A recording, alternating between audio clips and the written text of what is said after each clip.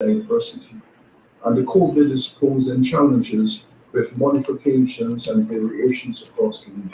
But yet, despite this diversity of experience with COVID-19 across the CARICOM community, we are required to function as one. This is a regional crisis, and we are expected to find regional solutions to challenges that vary from country to country. Of course, CXC has had to have a deep dive in its conversations with its stakeholders. Following the challenges we faced in 2020 and the lessons we learned in 2020, clearly 2021 was going to be very different. And indeed, what the CXC Council did was to approve in April that we would revert to some of the pre-COVID methodologies of delivering our examinations. But having made that decision, circumstances began to change so rapidly. And governments across the region says, hold on a bit, hold on a second. Let's have more conversation. Let's look at this again. Because the circumstances are changing so dynamically and it's evolving so rapidly. And CXC has to be sure that it has the confidence of all of its member states across the region who are reporting on the specifics of their domestic circumstance. But yet CARICOM has given us a remit. You are a regional organization, so find regional solutions. I wish to therefore express my gratitude to the chairman of COSOT, responsible, of course, for discussions about education and human resource development, this very important CARICOM body under the chairmanship of Dr. Jeffrey Lloyd, the Minister of Education in the Bahamas. And he was called upon to host a special meeting to hear once again the issues across the region. He had received representation from the Caribbean Union of Teachers, and in his good judgment, he felt it was necessary for COSOT to meet to hear the views of the Caribbean Union of Teachers, so that CXC can also sit and listen and engage with them, so that we can hear the responses of our education ministers and other government representatives, so that we can hear all of them before we make our final decisions.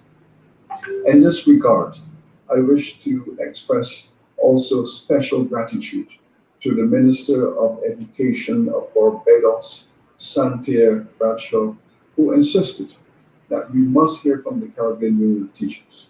We must hear the students. We must hear a group of students who continue to have their own concerns. Importantly, I wish to commend her for insisting that all we do should be driven by the principle of fairness to the students, equity of access to the young people, and for insisting upon that. I joined with her in asking the chairman of COSOT to indeed to hold such a meeting so that we can hear all of these opinions across the region. And we did. The COSOT meeting was an excellent meeting of Caribbean unity. It was an excellent meeting of Caribbean organization and integration. Because even though there are national differences, even though there are domestic differences across the region, what we heard at COSOT was a commitment to flexibility, a commitment to compromise, so that we can emerge with a package, with a strategy and a methodology. And this, of course, is precisely what has happened. We've heard from our teaching union. We've heard from students who continue to have challenges. We've heard from ministers reporting on these diversities across the region. And we have heard about the need for a oneness, a Caribbean unity approach. My task then is to thank everyone, thank our ministers especially, for their willingness to compromise so that we could find consensus, for the willingness to hear the concerns of other countries across the region, concerns in respect of the structure of the examination, concern in respect of the timing and the delay and the new timing for examinations. All of these modifications and adjustments were made. And finally, the council meeting. The council meeting on Tuesday, in which we finally heard of how CXC would respond to all that it has heard on the principle of fairness, the principle of justice for all within the context of these difficulties. The council met, the council heard views of COSOT, the council heard the views of the ministers and the permanent secretaries and all of the educational leaders and the region, and emerged with a consensus in terms of how CXC should proceed. The ultimate responsibility for these examinations under the Treaty of Chaguaramas are with the CXC. But the CXC has a duty, has a mandate to ensure that it collaborates, it engages in deep diplomacy with all of our educational leaders. Because in the end, the ministers of education in this region have a constitutional responsibility for the education of their young citizens. This is the responsibility of the education ministers.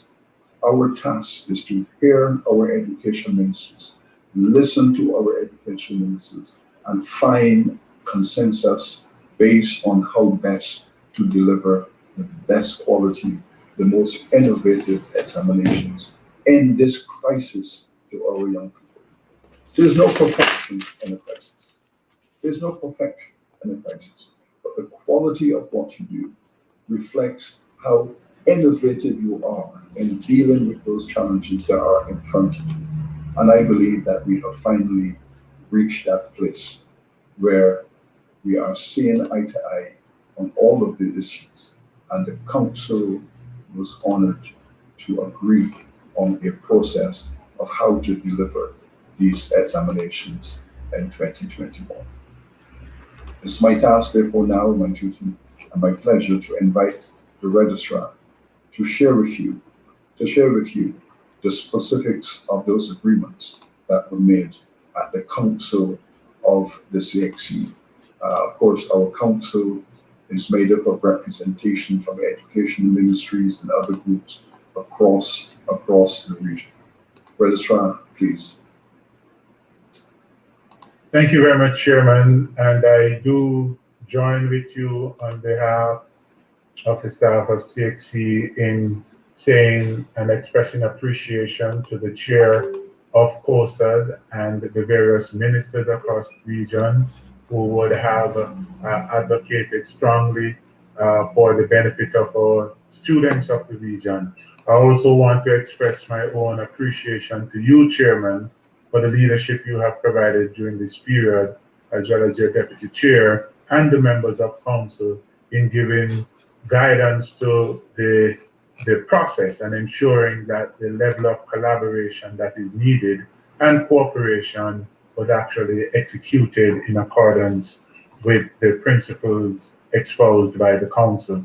I also want to take this opportunity to say welcome to all the media houses present this afternoon as we seek to present on the varying issues of concern or matters of concern.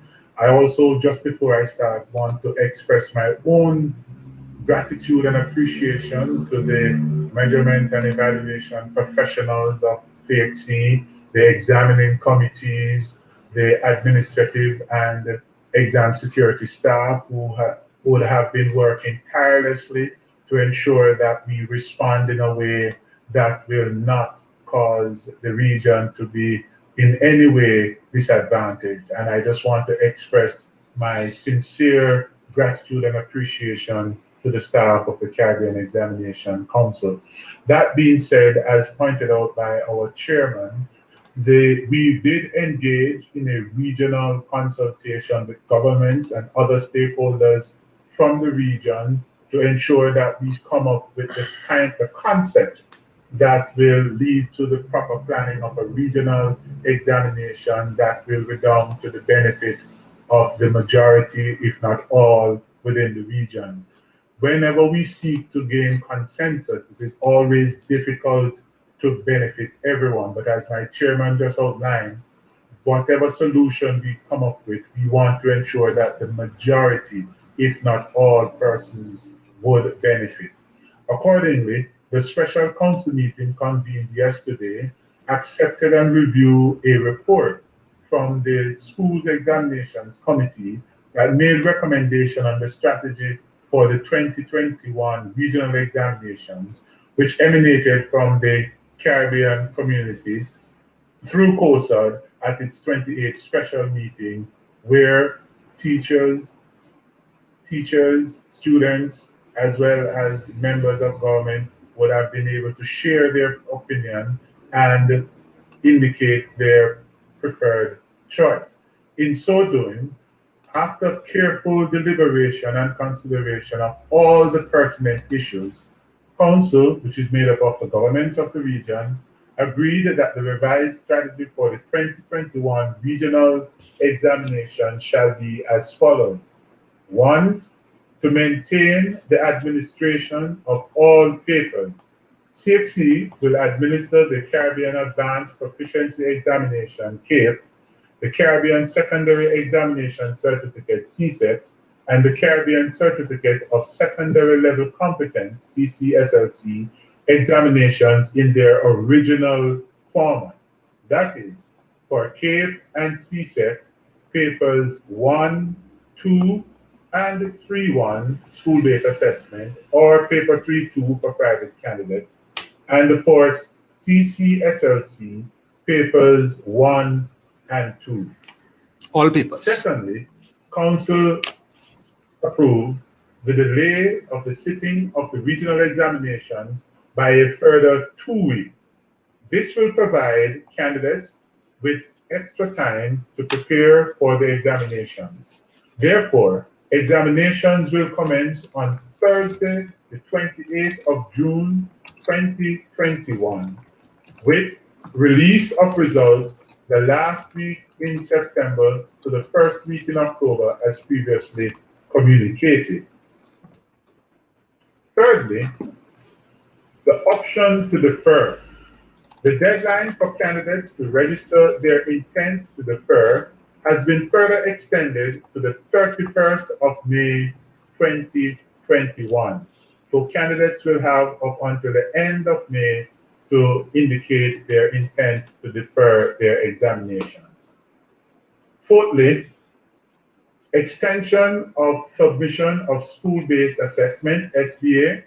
The deadline for submission of SBA will be extended to 30th June 2021 for all CSET and CAPE examinations. In addition, the topics which were released on May 10th, 2021, territories would have submitted queries, and Council would have noted that CXC is currently responding, and in this regard, a review is being done to ensure that there is full clarity regarding what has been submitted in terms of the broad topics, and that clarity will be released no later than Friday of this week. Council also took note of the concessions that CXC would have already put in place to facilitate candidates in light of the COVID-19 pandemic. And in addition, it is important to note that further consideration will be given during the grading process to account for the likely psychosocial impact on students' performance to ensure that they are not disenfranchised. Also, Council took note of the continued effort to work with the government of St. Vincent and the Grenadines to ensure that the candidates will not be disenfranchised as a result of the volcanic eruption. Council believes that these decisions are made in the best interest of our stakeholders across the region, to include our teachers, our parents, our students, and our ministries, and will continue to engage and collaborate with all stakeholders to ensure that there is equity and fairness for all candidates, that the integrity of the regional examinations remain intact, and that the health and well-being of our stakeholders remain paramount. This would conclude the decision of Council. Ladies and gentlemen, thank you very much. Thank you both, Professor Sir Hilary Beckles and also Dr. Wesley. We're going to now open the floor for questions from the media at this time. And as I mentioned earlier, we will use the raise hand symbol. And what we will also do is ask you to ensure that you unmute your mic, and preferably we prefer if you actually voice your questions using the microphone facility. But the chat facility is there also that we're monitoring, so please proceed. First question. Okay, we have Annalisa Paul. If you can unmute your mic and proceed. Good afternoon, Council. I'm Lisa Paul from that Guardian. I wanted to find out that 2-week delay, would that cost territories in terms of financial, what is the financial cost? Or is that because we're maintaining the original format, just that 2-week delay, how will it affect territories?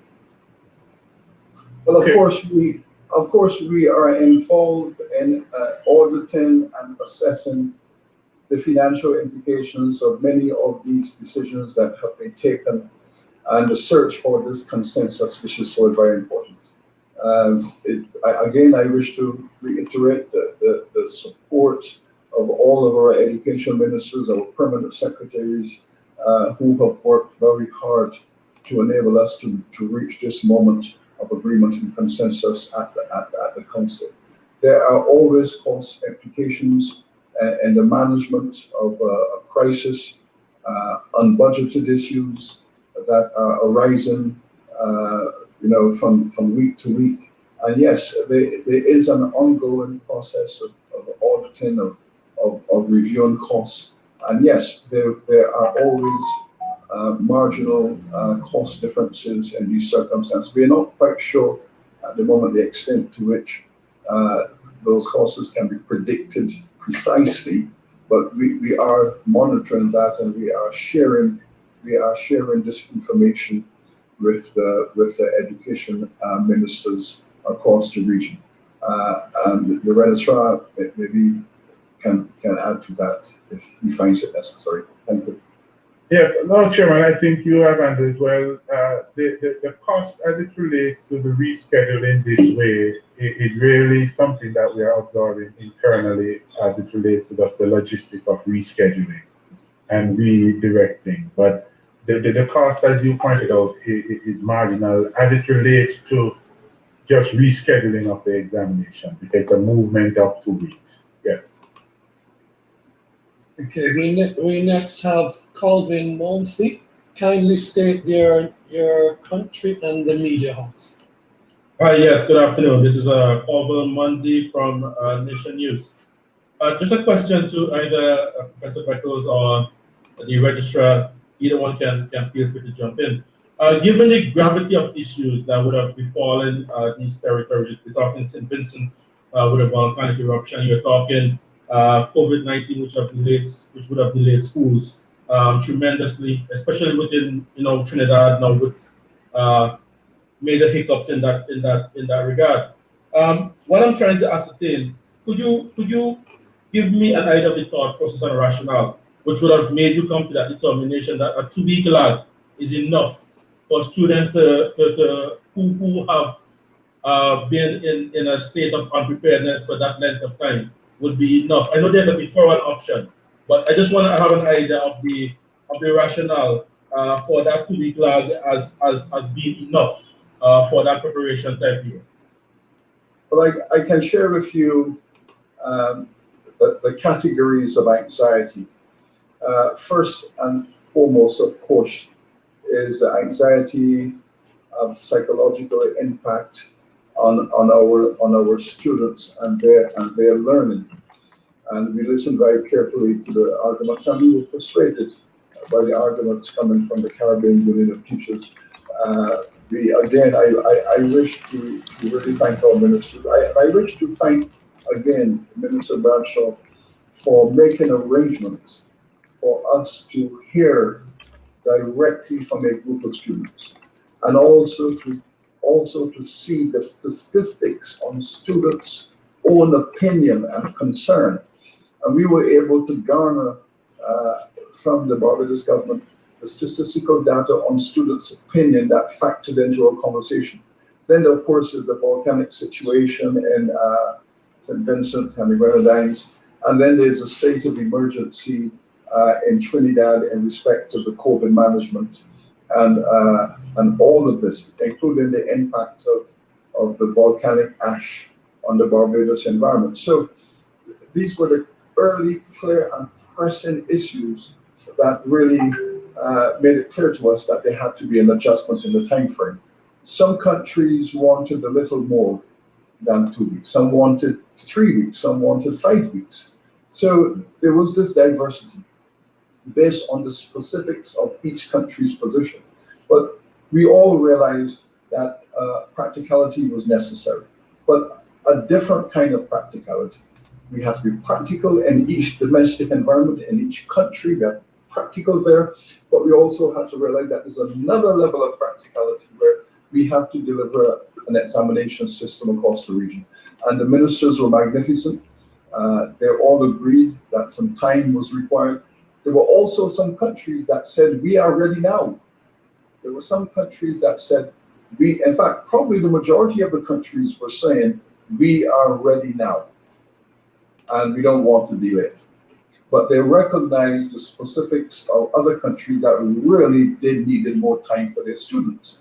So the group that said, we are ready now to go, and those that said, we will need about 3 to 5 more weeks to really get our house in order. Then, of course, out of that conversation came a consensus. One, that there should be a delay for a One Caribbean perspective.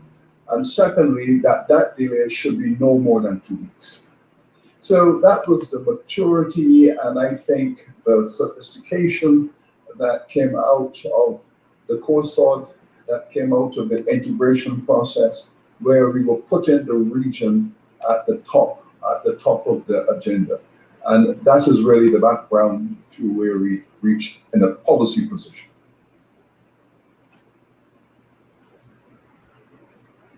Thank you. If the registrar, of course. No, Chair, I think you did well, Chair. Okay. Thank you, Sir Hilary. We now have Jordana Murphy. Jordana Murphy from the Gleaner Company. My question, to what extent will this year's exams utilize e-testing? Okay. Registrar?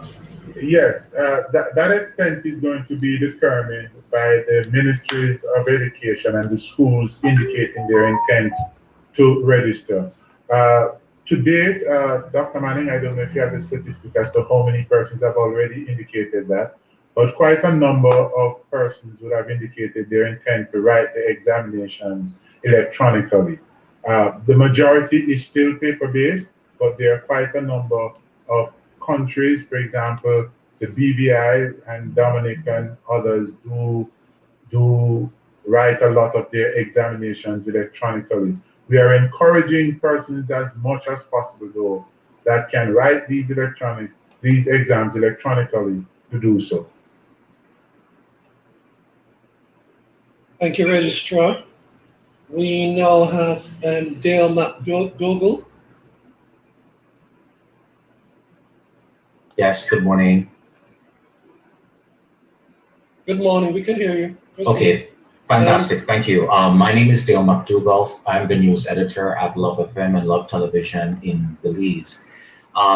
My question to perhaps Sir Hilary or Dr. Wesley, how do you respond then, given all that you have explained and the plan going forward in terms of this 2-week delay for the administering of the exams. How do you respond to the criticism that perhaps the council is tone deaf, still a bit tone deaf in terms of responding to some of the challenges, as you rightfully explained, with the COVID situation in Trinidad?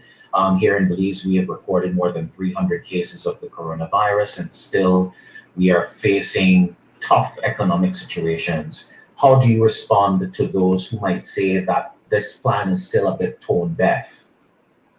Thank Well, you. I would say first of all that that judgment would be a little unfair.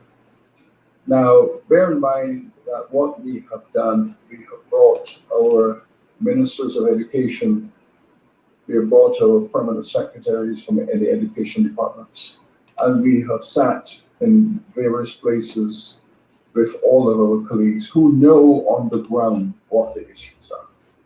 They all are aware that we must deliver these examinations. We have a project to deliver. They all are aware that we have the confidence to deliver these projects on behalf of our citizens. We have the confidence. They all are aware that we must not face this crisis with doubt, and neither must we have a meltdown. That the people of the Caribbean must show confidence and courage in the face of a crisis, and all of our institutions are asked to do their best in dialogue, in negotiation, and innovation to deliver services to our people. So we do have that challenge. But to the extent that we are in dialogue with those responsible for education in each jurisdiction, and they are bringing their knowledge to the table, it would be unreasonable to say that the council is tone deaf, because the council is made up of all of these stakeholders, and the stakeholders are not tone deaf. The ministers and so on are out there on the front line. They know what the students are going through. We also heard from the teachers. We heard from the CUT, the Caribbean Union of Teachers, who made a splendid presentation, very impactful and persuasive presentation at the Courtside meeting. So we heard from them. Of course, we are not in the search for practicality and compromise. We never get 100%. No one group of people get 100%. But the point is that where we have reached now, having heard the teachers, having heard the students, I think no one is tone deaf because we have heard them. We have heard everyone.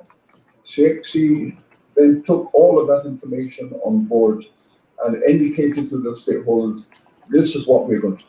We have heard you, and this is what we're going to do. And then we're asking you to approve what we are going to do. So we move through that process. So I think on this time around, I think we have done what citizens of the region would expect of us. Thank you, Senator. And we now have Teresa Goodwin. If you could unmute.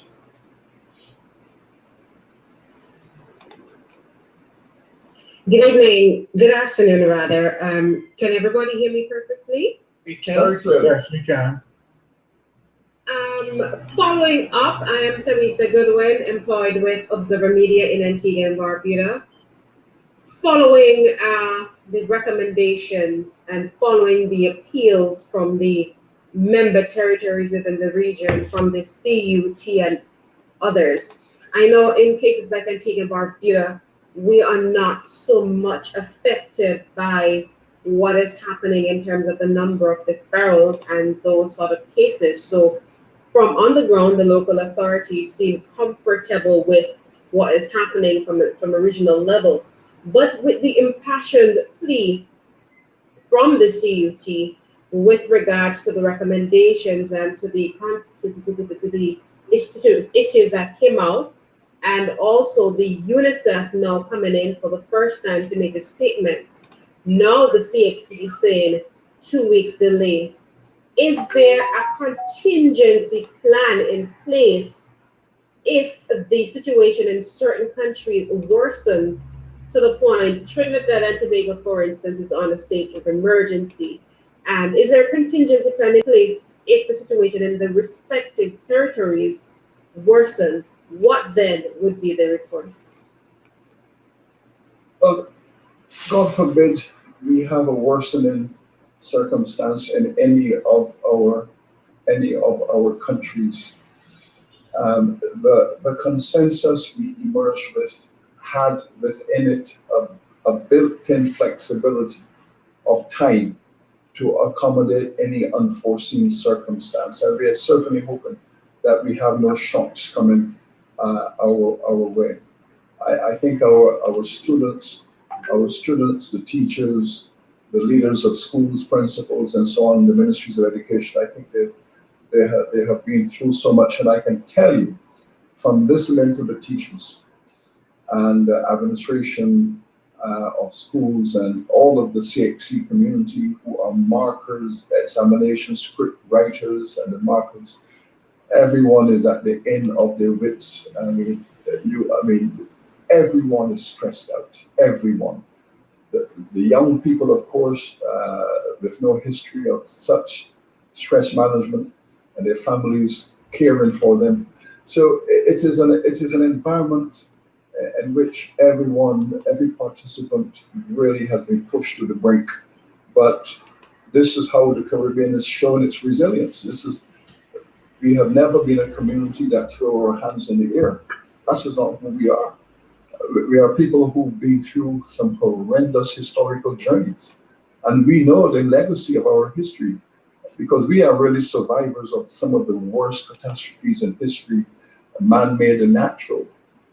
So we are at the end of that. So I believe that resilience, which is endemic to our character and our culture, will get us through this. So we've shown the flexibility, the willingness to compromise, and so on. The CUT, we thank them. They didn't get, of course, everything they wanted, but we listened and they were spot on. We listened to the students also, and we tried our best to accommodate them, but we listened to them. Things are going to be much more efficient this time around because of the conversation. So we are all hoping that there are no additional shocks coming our way. But we know that in the Republic, Trinidad and Tobago, the steps that they have taken to manage this, and listening to the minister and listening to the permanent secretaries, they are on top of things. They are on top of things, and they have clarity. So. As of course St. Vincent and the Grenadines, where we will have a special carve out for them, again based on our commitment to each and every one of our member states. So keep your fingers crossed, grace of God, we have flexibility built in, but let's hope that we don't need any further. Thank you. Yeah, yes, Chairman, I just want to also add to your explanation that we Plan B is always something that CXC would have been responding to in the past. A perfect example now is what has happened to St. Vincent and the Grenadines. We didn't plan for that, but we have exercised the level of flexibility and understanding in ensuring that those students are not disenfranchised. And if any other member state would find themselves in such a predicament where the continued impact of the COVID-19 is there and preventing them from writing, we are always willing and ready, listening and responding to those concerns and making sure that in the end, our students are not disenfranchised. So yes, we do have those contingency plans to facilitate and respond based on the need. And that is why CXC over the years would have developed our hardship policy that accounts for what we are very much aware of in the region. We are a region prone to disasters every year, hurricanes, earthquakes, and we have always put ourselves in a position to respond positively to the needs of the region. And I can assure you that this time it won't be any different. Thank you, Registrar. We'll now ask Paul Lopez to ask his question. Hi, good afternoon. Paul Lopez here from News 5 in Belize. Thank you for the opportunity. So I just wanted a two-part question. First, a quick clarification on what is meant when you say that these exams will be administered in its original format. So just my sake some clarity on that? And can you speak to how the results of the 2020 examination informed the decision to administer this examination in full format, based on what I understand that to be? Is it that these results brought us to a level where we feel confident that our students can take on this exam through this month? Ezra? Yes, Chairman. The last part of his question I didn't get much, but I understand him to be asking, what does it mean when we talk about the original format? What it means is that the full multiple choice paper with 60 questions will be offered. It means the full paper 2, as it was constructed, will be offered in that format. However, we would have made some concessions prior on the SBAs, because in some of the school-based assessment, we reduced the requirement by as much as 50%. In other words, they're required to do half as much as they were required to do before. We would have made other concessions. So when we talk about the original format, paper 1 as constructed with 60 multiple choice questions, paper 2 as constructed with all questions being required answers. And the second part, I think Paul wanted a conversation around the preparedness of students psychologically and how we can be sure that they are in a state of readiness, and those conversations about how we mark scripts, how student scripts are marked, given the whole psychological anxiety issues and performance of students, how we adjust, how we accommodate those states of affairs. Okay, all right. That's a part of the question that I didn't get clearly, but now I understand. So yes, the process of grading and marking at the Caribbean Examination Council always take into consideration the level of performance of students across the region. In particular, this year and last year, it would have been even more important for us to pay attention to the psychological impact of COVID-19 on the performance of students and make the requisite adjustment. And in that regard, when our technical advisory committee and subject panel committee meets to review the performance of students, there is that flexibility that allows them to take into consideration the scope and demand of the particular subject, and even questions, even down to a particular question, that if this question seems to have been a challenge right across the region, how can we look at those questions to ensure that students are not disadvantaged? And that flexibility has always been used to help to temper whatever psychosocial or physical challenges, hardships students might be going through, to ensure that they are not disenfranchised and that we are really taking account of their performance based on what is it that they are capable of doing. So yes, that facility is there during our grading process. Okay, thank you, Dr. Wesley, and thank you, Sir Hilary. And Shane Jones? Hi, yeah, Shane Jones from CBC News in Barbados. So I have 3 parts to this question. With the pushback of the commencement by 2 weeks, have measures been put in place to ensure that the results will be ready by that late September, early October time slot? And also, following on from that question, has any consideration been given to students applying to international universities that will need those Unit 2 results, but let's say as early September, to have concrete acceptance to those universities? And then my last question is, I would like to know if CARFA was consulted in the decision to go back to the in-person exams. Thank you. All right.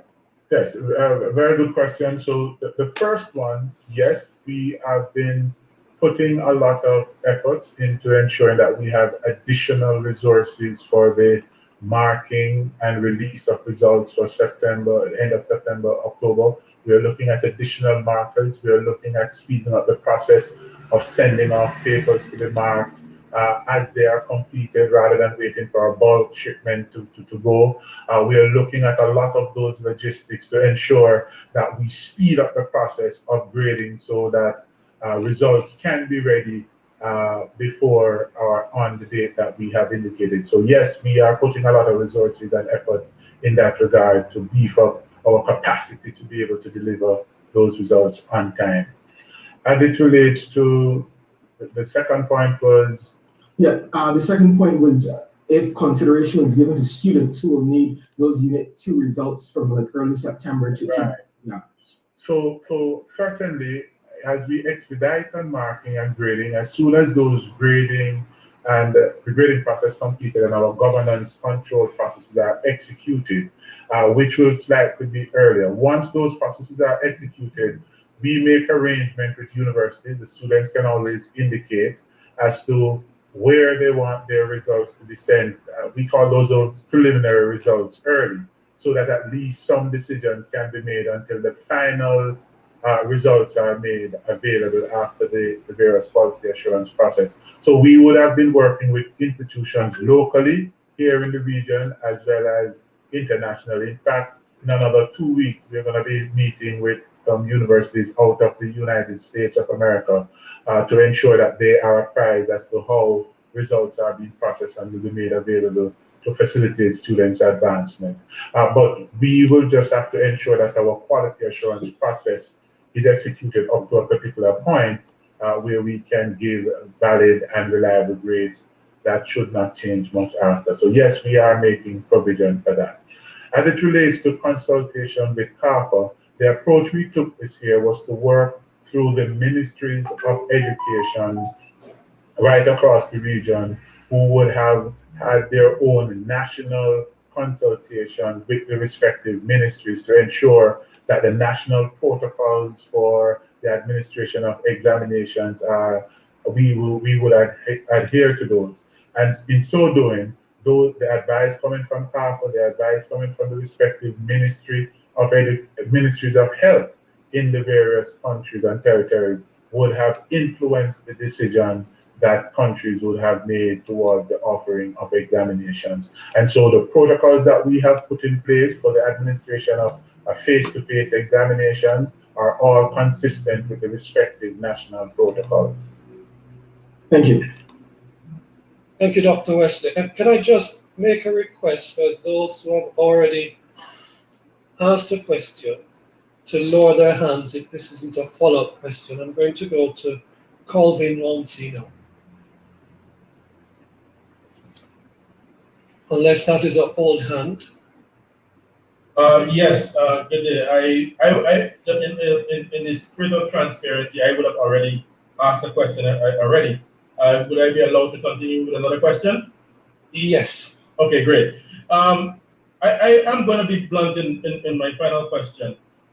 In a year when online, there are so many question marks about online learning, and there are question marks about whether syllabus would be completed or whether this would have to be a write-off here, etc.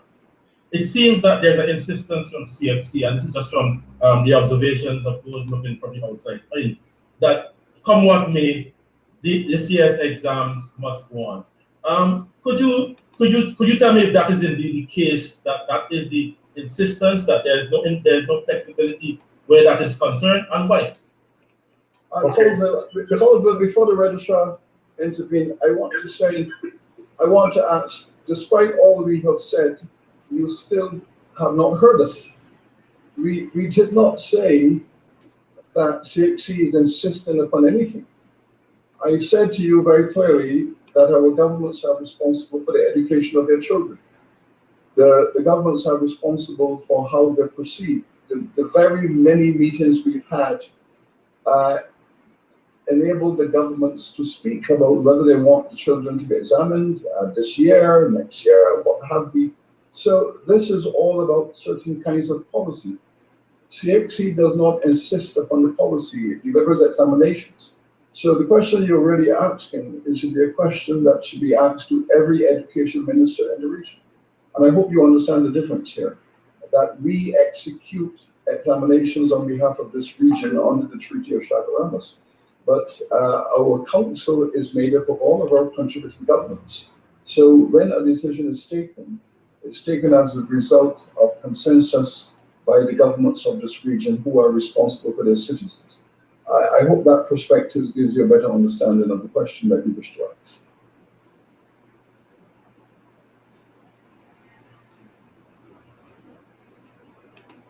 Thank you, Chair. Just to go back to an earlier question, I think came from Anguilla or Antigua, I don't remember, about the number of candidates registered for writing the examinations electronically. We have 1,539 CAPE students registered to write the exam electronically, and we have 17,343 CSEC candidates registered to write the examinations electronically, a total of 39 centers from across 11 territories today.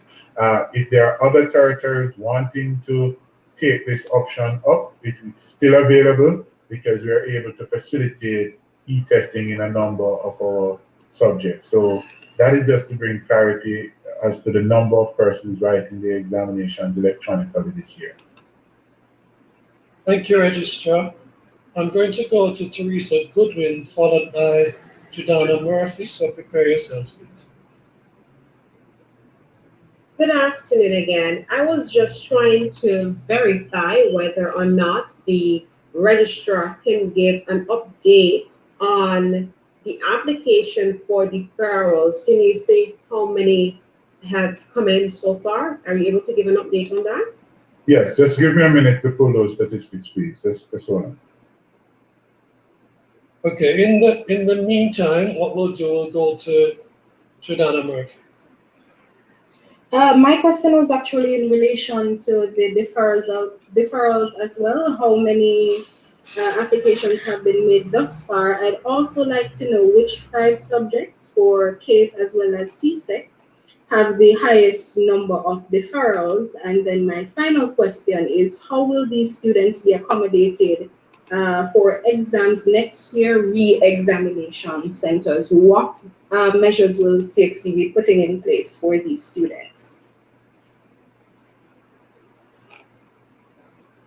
Yes, as it relates to examinations next year, as my team pulls the statistics on those who have indicated deferral today.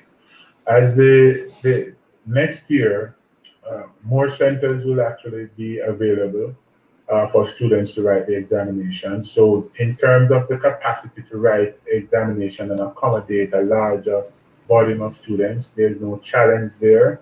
We do have the capacity to within the schools, because we do use the schools as the centers for examinations, and all those centers would have the capacity for us to offer the examination to a wide number of students. So in terms of us accommodating them next year, there is no challenge from the standpoint of exam administration and center capacity to absorb and treat with these students.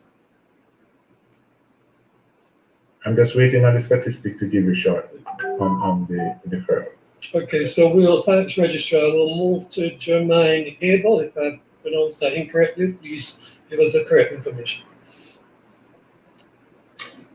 Hi, good afternoon. Yes, you're kind of correct. Jermaine Abel, St. Kitts and Nevis. I have a couple of questions that I want to ask. But first, I want to find out from the CXC officials in the room.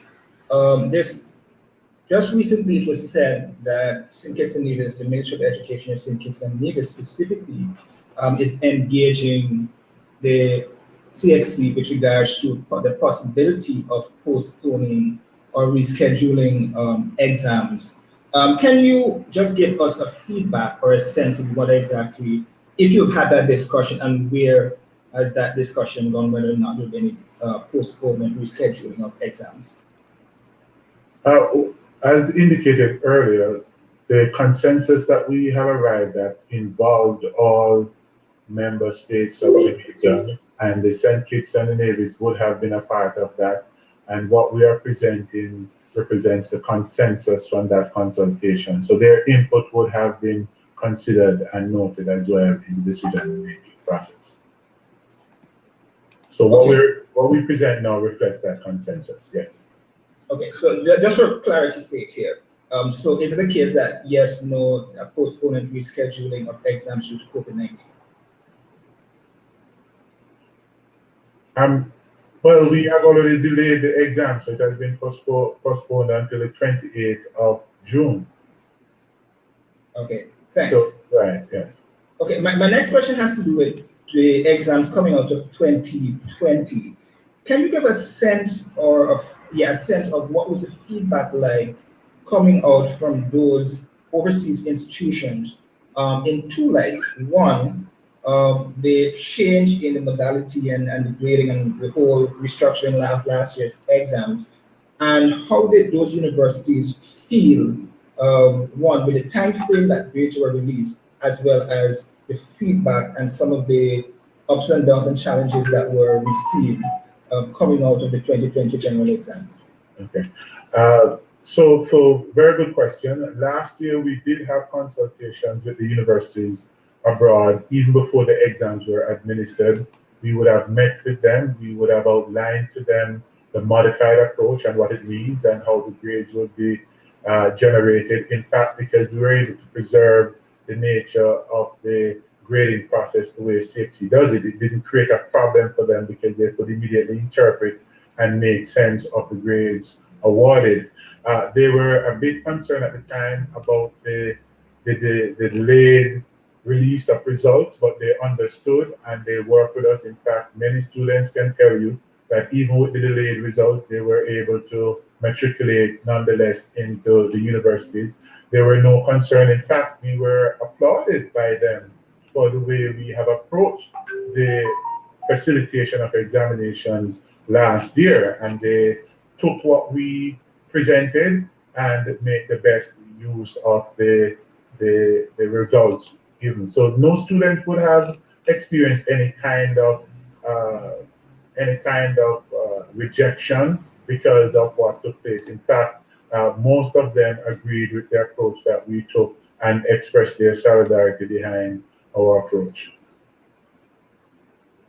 If you don't mind me adding registrar, the U.S. Embassy in Barbados was one of the hosts for over 60 institutions from across the United States, and CXC also hosted a webinar with the American Association of Collegiate Registrars and Admission Officers. And as the registrar would have indicated, we also will be meeting with them in 2 weeks to discuss these arrangements. As it relates to the statistics which were asked for earlier, in terms of deferral to date, for CSEC, 13,655 students have indicated deferral, and for CAPE, 1,090 students would have indicated the need to defer. Any idea, Registrar, what percentages you are dealing with here? Well, this is like anywhere between, for CAPE, for CSEC, this would be about 5% or less, and for CAPE, less than 0.1%, because this is just 1,090 from a possible 100 and something thousand, and 13,000 from a possible 500 and something thousand. So it's very small. Very small percentage. Yes. There doesn't seem to be an appetite in the region among our students for deferral. Of course, a small percentage will give you some personal dimensions of elevation, but on the whole, there don't seem to be any general appetite for deferrals. Young people, they want to get on with their lives. Their parents want to get on with their lives. Their teachers and their governments want to see them fulfill and move through. So doing all that is humanly possible to show sustainability of the process, the vast majority of the young people have expressed preference to get on with their lives despite the difficulties. And this was borne out by the statistics presented by the Minister of Education in Barbados. This is the trend. The young people are very keen to get their head down, push their way through this with all the support they can get, the reasonableness, the fairness, the equity, but they're looking into the future. Thank you, Chair. There's a question for you, Chair, here from Katrina King on Loop News Barbados, and this is the question. How did the restrictions and amendments to the format and curricula last year impact first year and preliminary students at U? Well, of course, there would have been some students who would have had reason to have pause, but the university had worked through these details through its own internal matriculation admissions protocols. We are very much in alignment with the work of CXC. We are a stakeholder in this regard. So we had predicted that the university was not going to be significantly affected either by the COVID in terms of numbers of enrollment as well as the CXC release of results. So we have made provisions for those results and in all of our faculties. And we have predicted that notwithstanding the fact that some people would really be devastated by death and destruction in their families and so on. But taking that into consideration, we had a very healthy and robust application to the University of the West Indies in the midst of this pandemic. Largely because the students who were in the system realized that all was being done to get them through the transition to online and to move them through. And of course, there were some students who were not financially capable in terms of accessing iPads and other instruments for online. But many of the governments have rolled out a strategy to help students. And the campuses of UWI all developed strategies to help students to acquire the technology so that they could participate in teaching and learning remotely. So there was a massive mobilization around the young people. And on the whole, I thought that the region came through, or the regional university came through this process quite well. Thank you. Thank you, Chair. We'll now go to Randy Bennett, followed by Dale McDowell. Hi, good afternoon. Randy Bennett from Barbados today. I'm here in Barbados. Just one quick question. It was mentioned that the meeting, the council meeting was held recently. I was just wondering if any consideration was given to the recommendation by UNICEF for CXC to not go ahead with the examinations in its current form and to change the exams somewhat in light of the pandemic. Yes, well, of course, we did see the UNICEF release, and I did speak to UNICEF official. I did speak to a UNICEF official this morning about this matter, and clearly, what UNICEF was doing was reflecting their own broad policy concern about the children of the region. And I took pleasure in informing them, of course, that when the release was made, we were in the middle of those conversations, and that we were committed to the fairness principle. As I said earlier in the meeting, the Education Minister of Barbados, Santer Bradshaw, the Honorable Minister, was insisting that at the center of everything we do ought to be fairness and access to the vulnerable. Access by the vulnerable and the fairness principle. So we took the fairness principle through all of the course of conversations, through all of the deliberations with our ministers, our unions, and the CUT, the Caribbean Union of Teachers, had also spoken about the fairness principle given the psychological impact, the material impact, and so on. So we were already in the midst of all of this dialogue around those issues when the release was made. So again, this morning I was able to say to them, yes, we are basically on the same page, but we are going forward with our examinations, and the fairness principles will be absolutely at the center of all we do. Thank you. Thank you, Chair. Gail McDonald ask a follow-up question, and then we will look to close it shortly after. Thank you very much for an opportunity to ask a follow-up question. Piggybacking on the question that Randy Bennett from Barbados asked earlier, in context of your discussion, Sir Hilary, with the United Nations Children's Emergency Fund, specifically where mental health and psychosocial issues lie, their recommendation was to simply expand and intensify the provision of those types of support for children as they're preparing for the exams. Those students who are participating in exams in 2021, regardless of the form, and you've already indicated that it's going to continue in its original form, those students should be provided with the support to ensure that they're mentally prepared and have the tools to deal with the added stress of being examined at this time.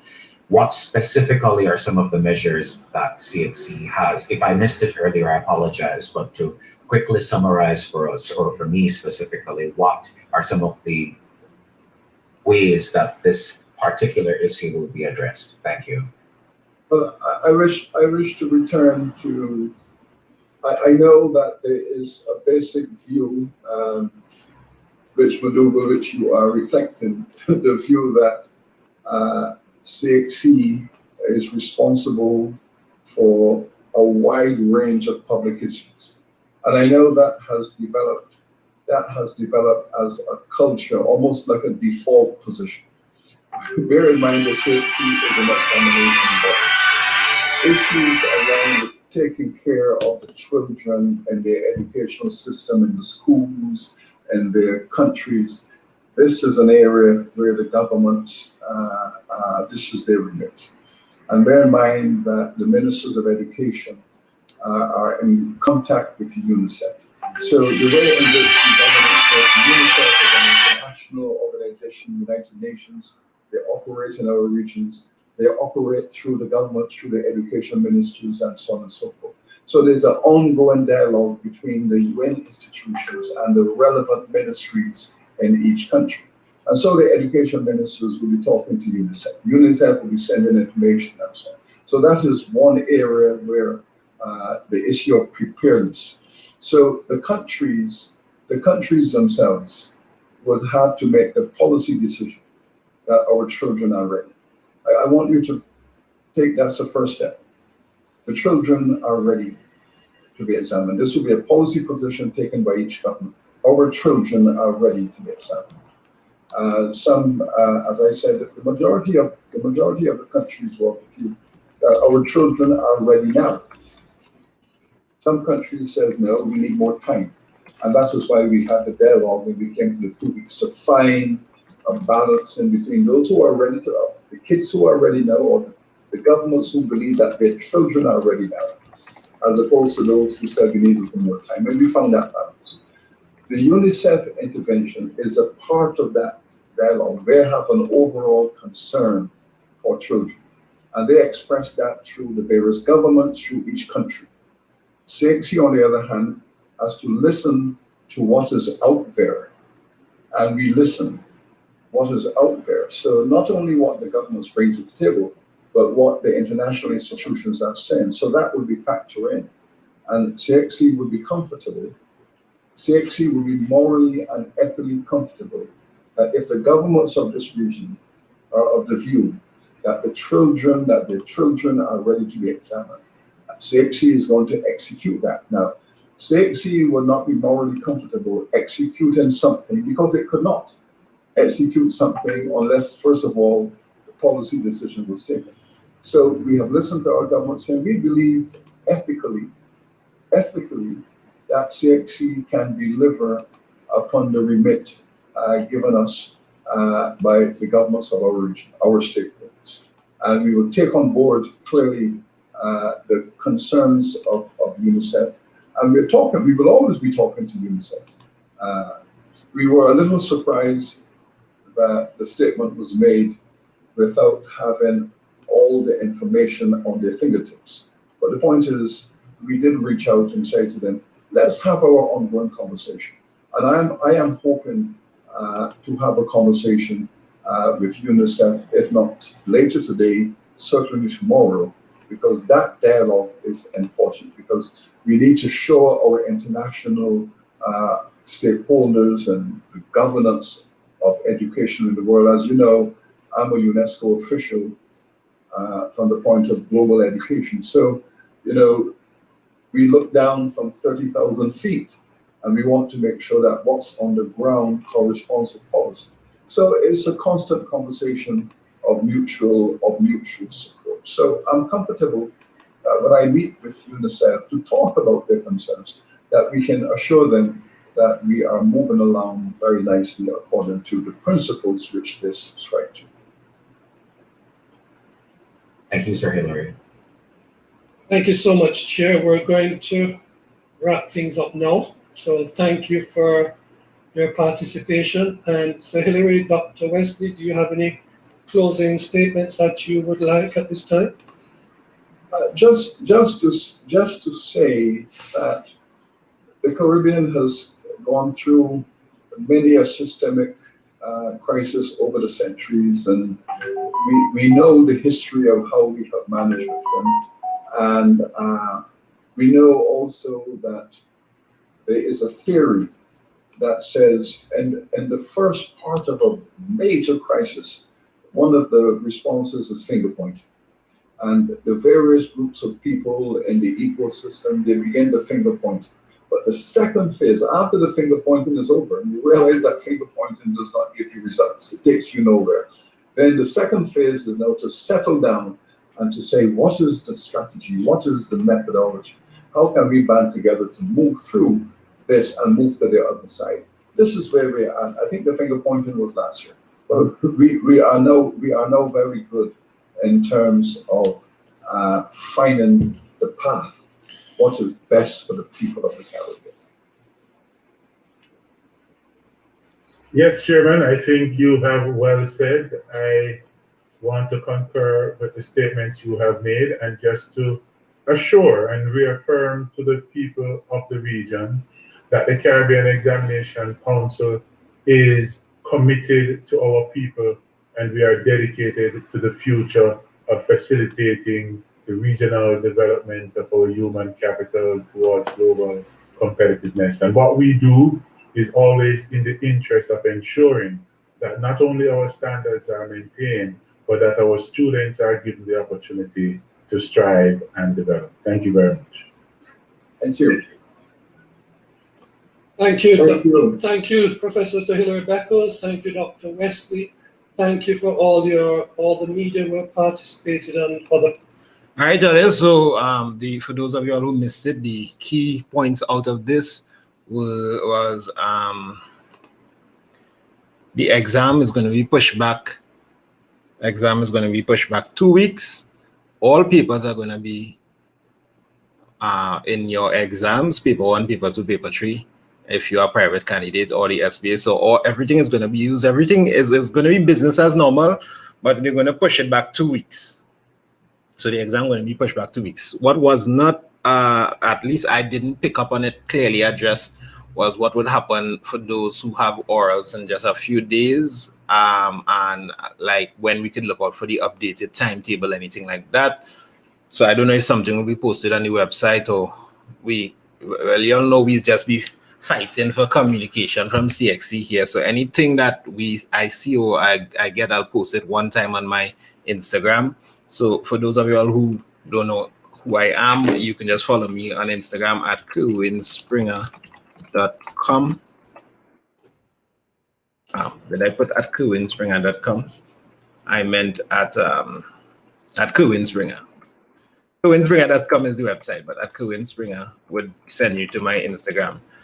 So what is did you all agree with the decision? I heard that he said, I don't know if he took a poll somewhere, but he said that the vast majority of students, he seems to infer that the vast majority of students want the exam to occur and they are ready. He also said the majority of countries in the Caribbean are ready and they want the exam to go through.